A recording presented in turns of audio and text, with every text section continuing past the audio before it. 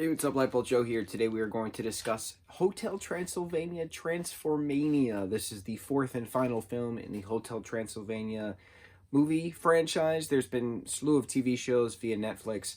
I feel like there's new TV shows coming out on Amazon Prime. This is an Amazon Prime exclusive film, which is interesting because it's the fourth and final film. So the first one came out in 2012, second one was 2015, third is 2018, and then the fourth was supposed to come into theaters distributed by Sony and Columbia Pictures in 2021. But because of the constant COVID-19 pandemic and rise of upticks and new variants, Sony sold the rights and the distribution rights and further projects to Amazon Prime for $100 million, which is massive because I don't think the film would have made that much in a theatrical release during a pandemic.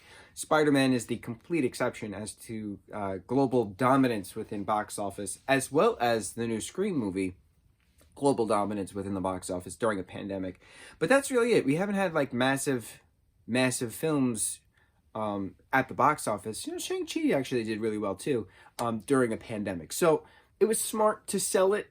It was smart to have it distributed. It was smart because then any kid and any family can just watch it from their living room as they're at home. So very smart. I give everyone credit where credit's due. This is a very quick movie. It's a cute final film.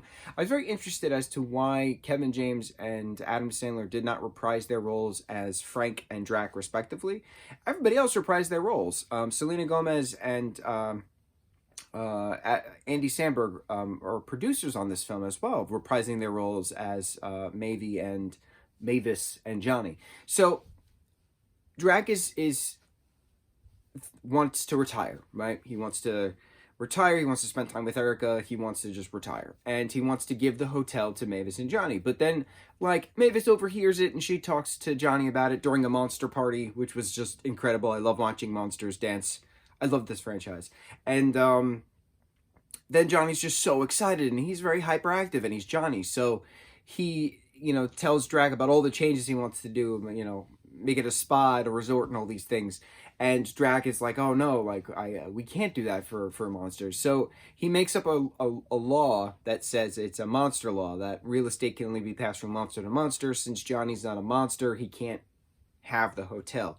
So Dr. Van Helsing is in the basement now, as opposed to being the villain in the third movie. He's now living in the basement of the hotel with his laboratory. And Johnny goes to him and he asks if he can make him into a monster. So there's this ray gun with a crystal, makes Johnny into a monster after experimenting on a hamster, on a guinea pig. And all hell breaks loose.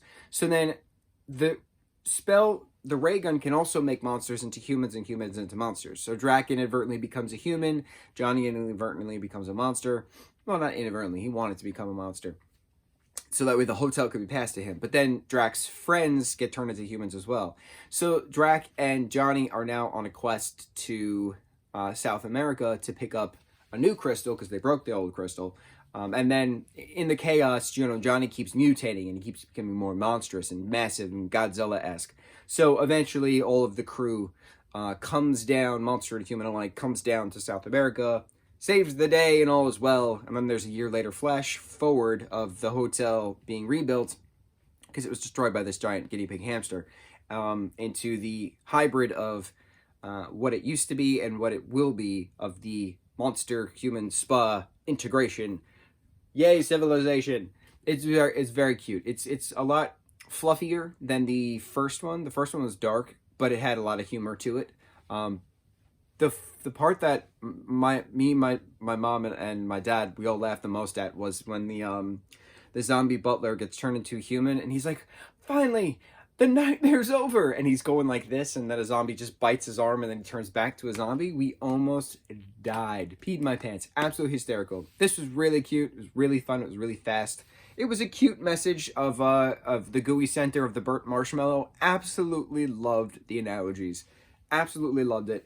What a great conclusion to our Hotel Transylvania franchise. And on to the next review. Mucho.